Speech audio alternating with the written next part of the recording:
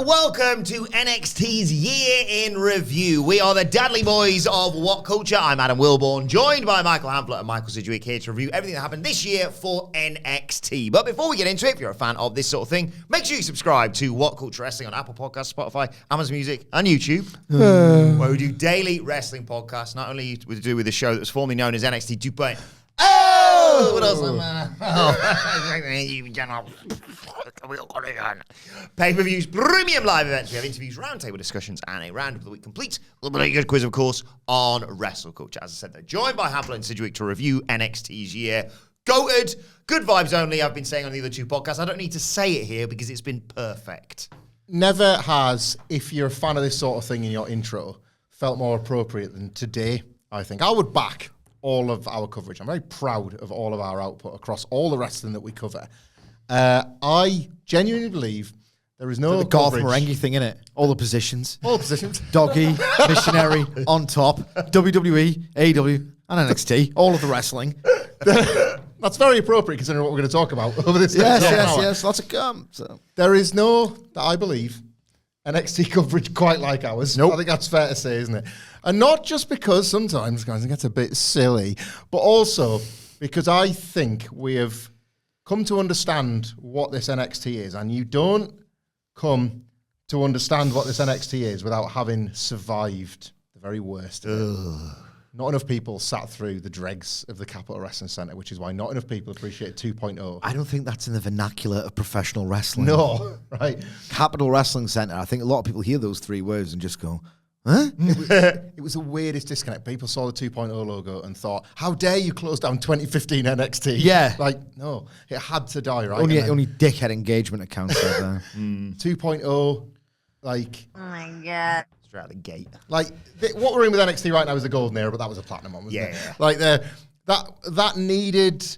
The edge needed smoothing in a little bit. But at this point, there are some people that watch NXT and every now and then, like, find a match. One of my favorites of the year took place in NXT, but, like, there'll be these, like little in-ring moments where it's like, it's not so bad down there these days. And it's like, I agree, but that isn't the way necessarily to cover this show. You have to sort of accept that this sort of exists within its own world. And it's a form of wrestling that I welcome so much in that, truthfully, it's barely wrestling. The one thing we have too much of is the one thing we get the least of on Tuesday nights, and more of that from Chef Sean in 2024. I don't think I like it quite as much as you two. I like the ridiculous universe we have created around NXT more than the actual experience of watching it in my living room at 5 o'clock every Wednesday morning, which looks generally a little bit like this.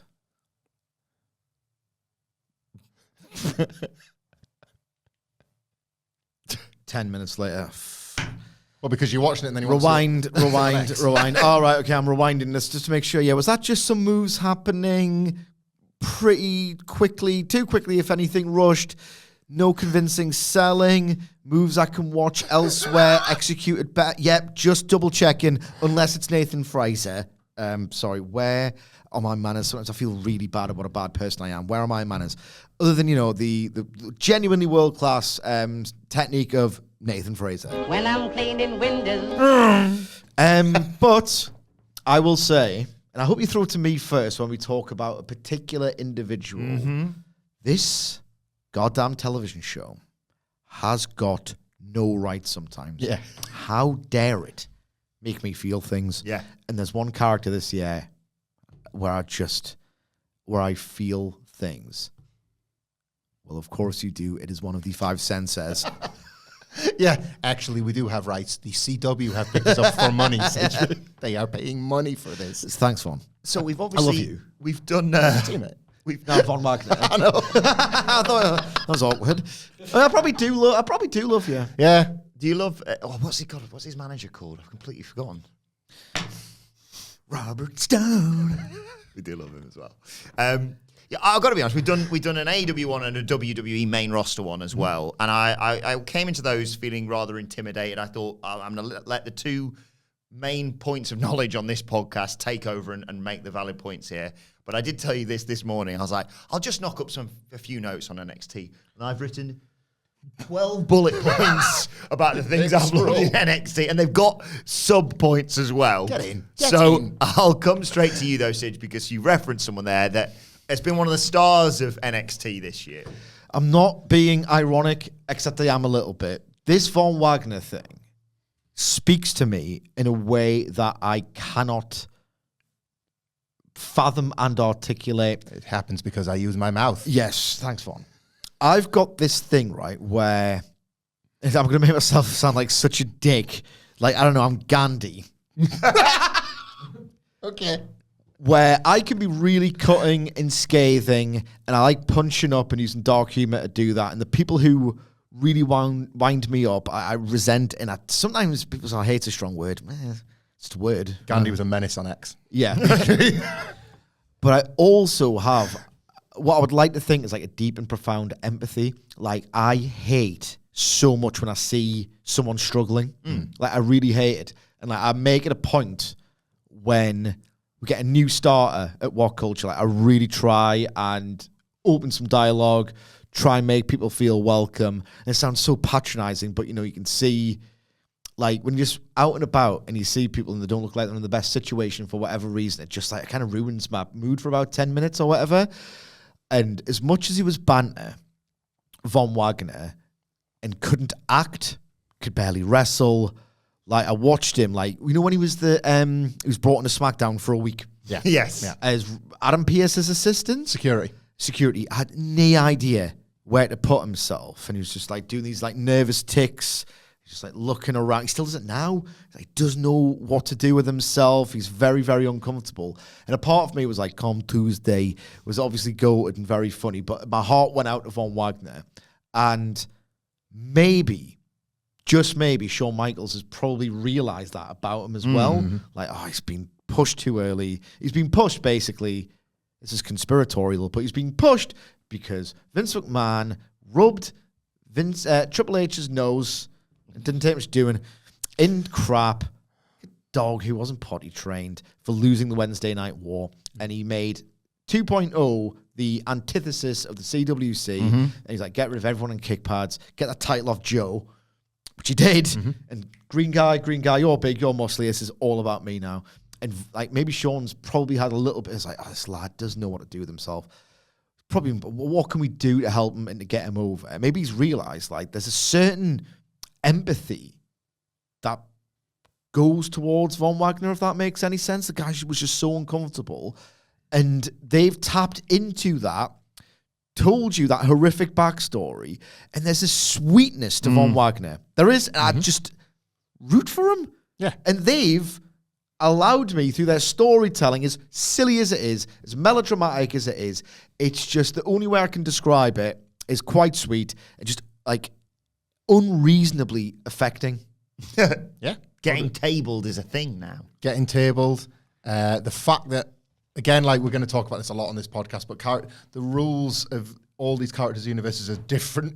So in Von Wagner's world, he can threaten to, and we presume enact upon his threat, to attack some children in a playground, but as an act of sweet revenge for his friend, the one person in, what was his friend's name?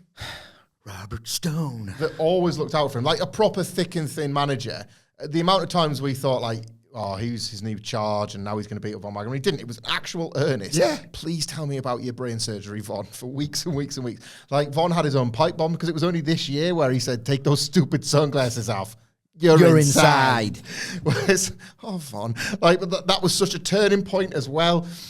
It's remarkable, but it sort of shouldn't be. You are supposed to identify what a wrestler offers and promote that. In its simplest terms, that's what has happened with Von Wagner. Ultimately, it's whether or not anything else will get better, or perhaps more importantly, if you want it to.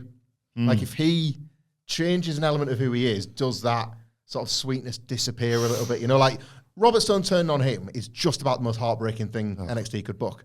Genuinely. Yeah, it is. And that speaks to, like, how sympathetic he would be for Von. And then eventually when he picks himself back up, you're like, Robert Stone, mate, you've got to die. You're going to go through 6 tables and they're all going to be on fire. Yeah. And we're going to be glad to watch it. That's, at this point, the support you would have for Von. That's effective promotion of a babyface. It is. But if you want a title next year, Amazing. I love that. at Vengeance Day, How would one, should they be a podcast host, pronounce that? Vengeance Day. That's a little bit of We all love them. What's Yeah. one of your favourites from NXT this year? Love them this year. Love them so much that I just cannot wait to see where everything goes next 2024. Chase you! I want the shirt.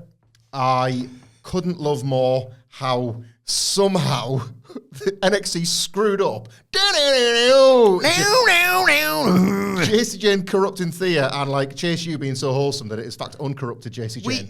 I think it's wrong to say. We thought once they did the split with Gigi and JC, we thought, well, it's at the end of the after JC inevitably loses, or even if she does win the feud, it's going to be Gigi who flies off into. And then they saw, and they was like, oh, she's corrupting the ale. And then suddenly it became awesome. Yeah, when you slammed that head on that door, you slammed the door on our friendship. Remember that? Like, I just couldn't have predicted how this would go. There has been some, again, for the wrestling fans listening/watching this wrestling podcast. Duke Hudson's goated, so been they'd some- be happy as well. Yeah, in-ring moments. Duke Hudson's Best hot tags you say. It's awesome. The friggin' 4-on-4 Chase U versus the Dyad. This phrase is going to come up a lot in this podcast. It had no right. It absolutely had no right. The Rock's daughter Ivy, yeah, she hasn't got a surname. She's just the Rock's daughter. Yeah. can't wrestle, and she was in it. And yeah, it was absolutely good. Like, the crowd went absolutely wild, small as it might have been. It was unbelievable stuff. I love this group. I love Andre Chase's current financial peril. I love that now Chase stomps. Just the Chase stomps I love. we've only just learned that what we see at Chase U, the classes that take place in this university within this performance centre, are live. Yeah, I was watching NXT on her phone this week. We've got She's got a romance. Yeah. A Chase U wedding is going to happen in 2024, possibly. Oh my God. Don't drop the ball on another wedding NXT because we lost one. I don't want to think about that anymore. I want to keep looking forward. What if Andre Chase walks Thea Hale down the aisle? Oh my God. And I was looking closely at Chase U, and there's another way of saying that, isn't there, Wilborn? There's another way of If you looking watch- closely at Look some... closely when you're really trying Oh, to I see. look Sorry, closely. you were referencing another member of NXT Yeah. who deserves a nod in this for his various personas this year. Pay attention, please. Because Scripps had just walked into Chase U. Yes, I forgot about that bit. That is such a key moment because, like, Duke Hudson, we thought, he's going to tear this university down. He just loves it. JC Jane, we thought she's going to kidip it, and in fact, she just loves it. Who's to say it won't be like Scripps' favourite new place? At this point, it brings characters in and it just makes their life better. Like, what a positive influence the university within the gym is. Dougie. It's Dougie. Dougie Jones. Yeah. He makes everyone's life better. Yeah. So it's like Twin Peaks: The Return, if anything. I love this. No surprise where I'm going first. Two of my favourite moments of this year were the two times that Tony D and Stacks won the tag titles. The first one, of course, at the Great American Bear. And God bless the United States. Well, it's just on NXT. But we talk a lot when we're talking about WWE with regards to cinema. I'm not going to do the whole thing. We haven't got time. Tony D, jail, Trick, Gallus, tag title story is one of the greatest things I've ever witnessed. It was absolutely pathetic. Even by WWE standards, the invisible camera and the idea that you can watch things back and the idea that crimes were being perpetrated on camera or alluded to, it was pathetic. There was a camera on the prison side of the wall. It was Yes. like they used a Tony D POV shot one week. Have we got that? People doubted the loyalty of the underboss. He came through in the clutch. Oh my We God, had- and it was the worst acting you've ever heard. We had the Jailhouse Street Fight, which was, if not for another match that I will get into later, would be one of the greatest new match types of recent times. The Trunk match, another big contender with Pretty Deadly. Hey, yes, boy! Yes, boy. Yes, boy. Trunk match. That sounds like there's an elephant in the room. Yeah. Ellie. All right. I remember watching the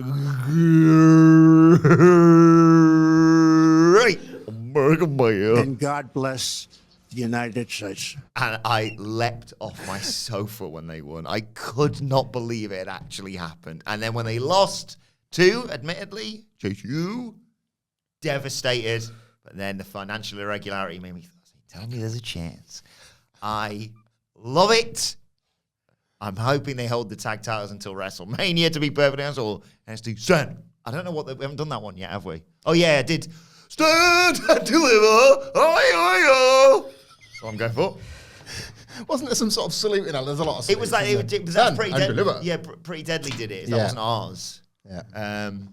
Yeah, it's my favourite thing, and what a contribution he's added to this podcast as well. I should say. We should. Yeah. It's a shame he couldn't make it. He told me that it's not the last we'll see of him on this channel for the year, though.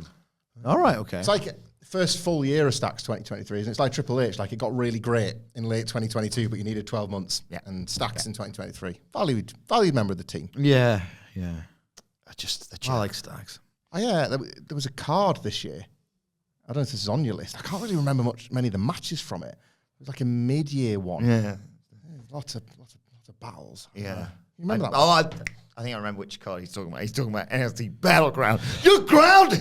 Battlegrounded! That was the one. Yeah, can't remember any matches. I think a late contender this year for one of the best moments of NXT is when the three of us four of us actually became registered Lex offenders. I am a registered Lex offender. I said the exact same thing yesterday, so I don't want to talk about it. They've hit upon something with Brian Pillman Jr. Someone's been around him and thought, ugh. Because I'm not being funny, when they first presented him in vignettes, he was like kind of a steely heel who was intent on taking his own name for himself, and that was it. And someone's probably spent time and thought, right, well, the whole idea is you're meant to turn your real-life personality up to 11 or cast a person in a role that best, draws their personality, coaxes their personality from them. This guy's a goddamn douchebag. And they've tapped into this idea that people are just willing to debase themselves to get buzz and attention and traction. Like, the replies from the blue ticks on Twitter underneath things, interesting. They just pay $8 a month, right? Interesting, under things. Or, just whatever. What was the just Elon Musk to excellent? Get a like. What was the Good Elon one, Musk this thing? one. Excellent something. It's this one. Unless you can't remember it. The reply to Elon. Extremely concerning. Oh, no, it was Masterful Gambit, sir. That's it. Masterful Gambit, sir. Just trapped his penis in the car door. Masterful Gambit, sir. And the Island Boys, and you see these people going viral, getting things wrong on purpose just to get willingly dunked on because they can monetize that. He gets his ass kicked on PLEs, loves it. It's this kind of a new kind of winning that's just total loser behavior. Yeah. I don't know why it's in. I'm very old, but they know it's in, and they've applied it to, Lexus King, Brian Pillman Jr., and, Shawn Michaels is cooking again. As per usual. And he's obviously been involved in a storyline involving someone else who genuinely This deserves is earnestly good. a whole heap of praise, and I can spell it out with 3 words. Whoop that trick. A brilliant year for Trick Williams. Brilliant year for people who were ahead of the curve on that as well. Absolutely, yeah. We've kind of joked a bit about how we were just told, yeah, he's been in the whole time, idiots. But when you saw him, it felt like that because he was such a strong performer, like an amazing verbal He's a performer. star is what he is. Yeah, you could feel it instantly. But the project was Carmelo Hayes, and they saw that through, and I think results are still mixed. And, he's got a long career ahead of him, so it's going to turn out all sorts of different ways. But the whole time, it was sort of impossible to ignore the glow around Trick Williams, that proper star aura that so few have and so few can even get. And, if you've got it, and this matters in WWE, it can't be trained out of you. Not really. Sometimes they can beat people down, and it won't be trained out of Trick Williams, I don't think, in NXT at least. The matches aren't there yet, but, I know people do see this as, Philistine stuff. It doesn't matter. It really doesn't matter. You can hide stuff. You can extenuate the good stuff. Trick Williams has got so much good stuff that he can blind you with his positives. So it really doesn't matter with the matches, and the matches will get there because he's in a wrestling gym. Like, they will continue to work on the basics. It's Sidge's pitch from the very beginning about a proper excursion. He's not going to get that. No, it was never like a pitch. No, it was just like, if only. But the thing he's got is way more important than the things he doesn't, and the only way is up. It's so barely remember a reaction like it when he won the title from Dom. Yeah, again, bonkers. Not a good match. No, but nobody cared. He completely whiffed the finish and no one cared. Nobody cared. I would argue that over time he has to become tighter, even if he's not spectacular. Yeah. He has to be tighter. I think at the WrestleMania main event level, he cannot be the Trick Williams of now.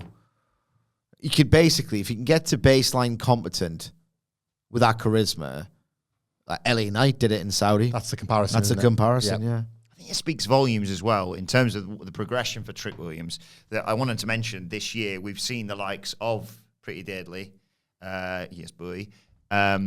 Obviously, Grayson Bloody Waller, and very recently, one of our favourites, the Creed brothers, actually make a successful transition to the main roster. Yeah, the Creeds actually worked a good WWE steel cage match. And it looks like they're going to be like Cody's mates. Oh my god. Yeah. Crazy Imagine like Cody Rhodes, low key, is the best dickhead jock energy guy. We saw it on Being the Elite for years. Like, if they can tap into that side of Cody, have him just like barking like a knacker, it'll be absolutely sensational. Backstage, like celebration where like they tip the drinks thing over there, like the American football. Julius Creed is a complete and utter freak. He's very, very likable. Brutus is like the odder, more funny one of the two. It's weird because they've made such a great start to life on the main roster. People forget they were in NXT all year and deserve praise on this podcast. Like, they worked a steel cage match that was unbelievable. One of my favorite matches of the year. One of the best WWE steel cage matches ever. There's not really been that many good ones, but it was so great. The debut of the Doomsday Brutus Ball. Yeah. The debut of this one-arm powerbomb while he was swinging the other guy around. I mean, the match, it's... These nuts.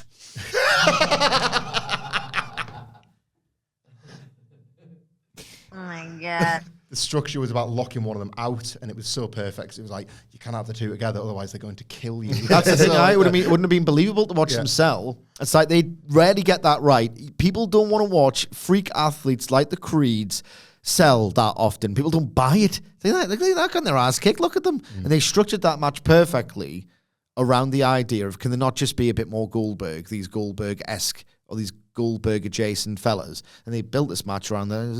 Seeing double here, 2 Goldbergs. Fantastic. It's, the Creeds are awesome.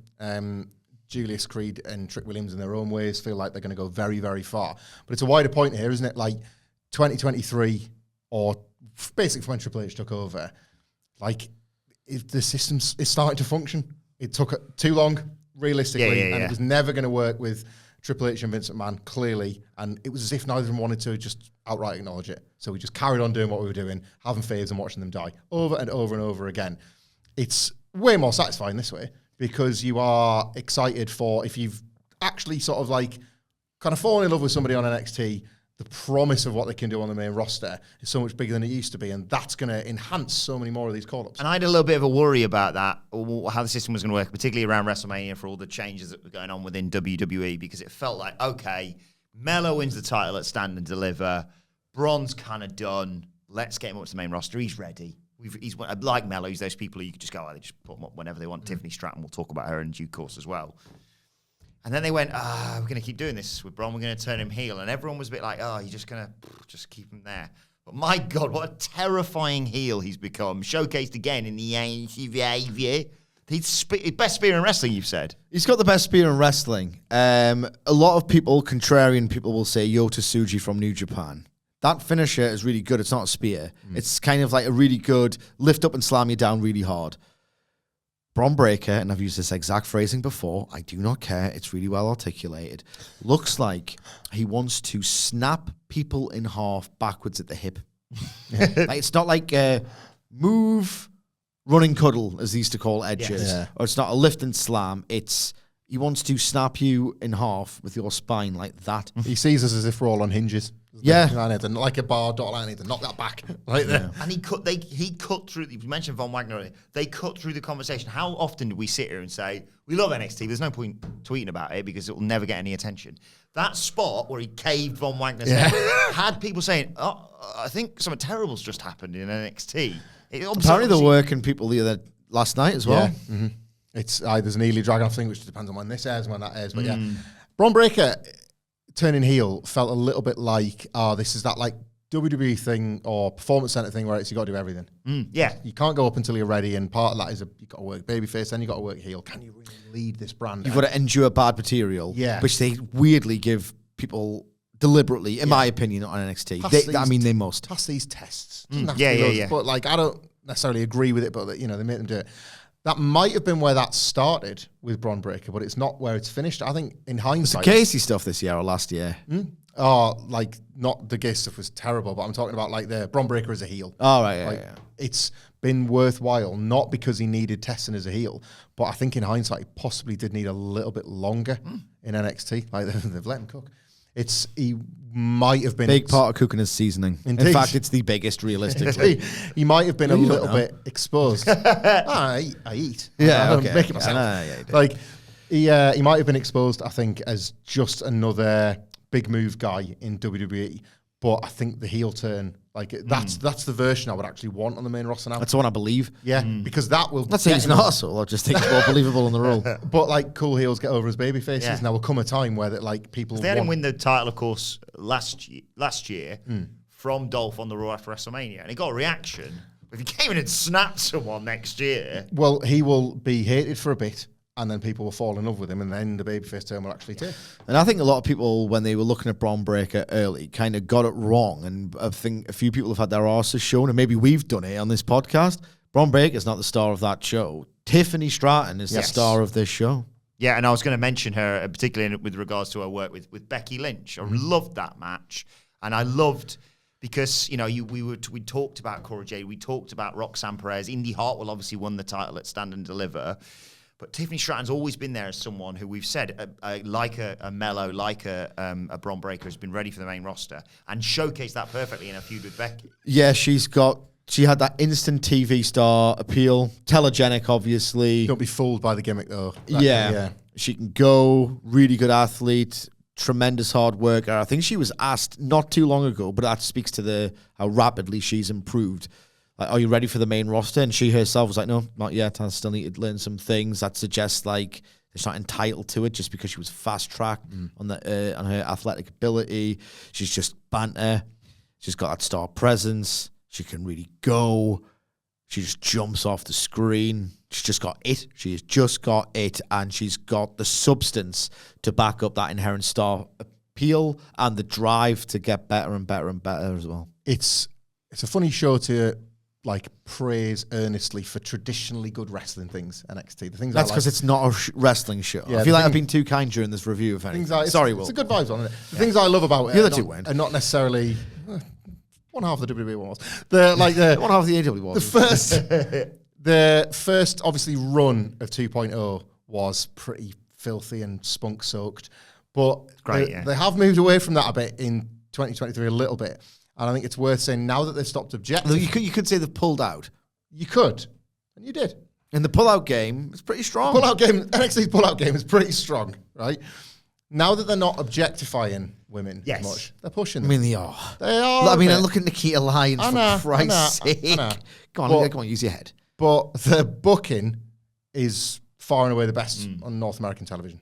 Of like women's wrestling, it is in terms of like in terms of range of talents, and conviction, passion. Yeah, like NXT is where it is somehow, even though like all of Triple H's reputation and the platform he has with WWE, it's NXT, and like it's the weeks where there's like 4 or 5 women's matches, and it's just normalized because you're just going to get those weeks. Very excited to see the rise of Lola Vice next year. For example. Yeah, she's awesome. Like a good snap, unique, believable style. Lyra Valkyria was a bird person. I know like the jury's out on what she can really do in ring as this champion, but they're going with her. Yeah. And it might take, and she's good enough. And if it like lasts long enough, it's a bit belt make the wrestler, but it might work. And you sort of believe that. It's not perfect. Thea Hale's Kimura over this year. I loved that mini run she had as this supposed like submission specialist that they just invented. She like latch onto it with a Yeah. certain zeal. You bought it, and that like these things they will take with them onto the main roster. I kind of like Cora Jay's just returned, and she thinks she's the best wrestler of all time, and I quite like watching her believe that. I just think there's proper commitment shown to the characters, even when sometimes The characters are absolutely stupid. they're yes. dumb and reductive. And I think that's symbolised by the amount of times they had main roster stars come to NXT. You had Johnny Gargano. We thought Shawn Michaels briefly was going to face Grayson Waller at Stand and Deliver. Johnny Gargano came in. They had that awesome wild match at Stand and Deliver. Becky Lynch, Dirty Dom, Baron Corbin, of course. I'm very excited to see what the future holds for NXT. Dirty Dom is a draw. Yeah. Becky Lynch is a ace. Yeah. And I think the real thing that we like to talk about, and redemption's a word used often with NXT. You call back to the classic days of NXT. Redemption. Yeah. And I think that the true redemption was, of course, NXT finally winning the Tuesday Night Wars, which is a point we unfortunately have to end on without getting the thoughts of the other two Dadleys. But let us know your thoughts in the comment section below or on X at WhatCulture WWE. Actually, there you can follow all three of us. Follow Michael Hamflett at 30 minutes he worked for that. At Michael Hamflett. follow Michael Sidgwick at M. Sidgwick. follow me at Adam Wilman. Follow our brilliant producer at It's Adam Nicholas. Check out our year reviews for AEW and WWE's main roster as well. What Culture Wrestling, wherever you get your podcast from, for daily wrestling podcasts. But for now, my thanks to Hamflett, to Sidgwick, to Stax, who unfortunately couldn't be here, but will be here before the end of the year, to our brilliant producer, Adam Nicholas. Thank you for joining us, and we will see you soon.